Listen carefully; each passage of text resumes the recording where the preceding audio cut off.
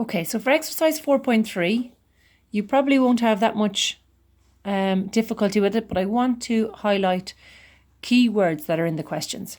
So in question 1, it says, when this spinner is spun, list all the possible outcomes. So that's like a question we've done earlier in the chapter, where you list all the different things that can happen.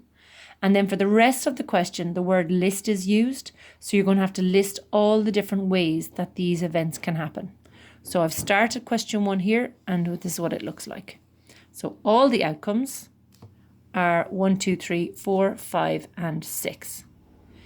If I was to list, so I put a reminder here for me for all question 1, list the ways a red card shows up, it would be red shows up, it's 2, 3, 4, and 5. So on the spinner, that can happen. And how many ways can an even happen? An even event happens when you spin a 2, a 4, and a 6. So you have to list them all out. And for all the rest of question 1, you list out the different outcomes that make that happen. In question 2, however, it's slightly different.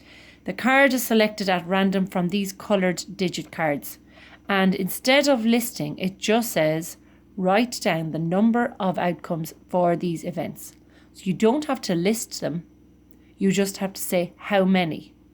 So how many ways can the card, is the card blue? Or how many ways that can happen if you select one of these at random. So for question 2, beside my question, I put down this symbol here of cardinal number. And from sets, cardinal number means the amount of, or how many, would the question is asking how many. So they're the different cards with the digits on them, and how many are blue. Okay, and you literally just count. There are 1, 2, 3, 4 of them that are blue. How many ways can a 6 or more show up? So you can count 1, 2, 3, because I need to include 6. And the rest of question 2 goes like that.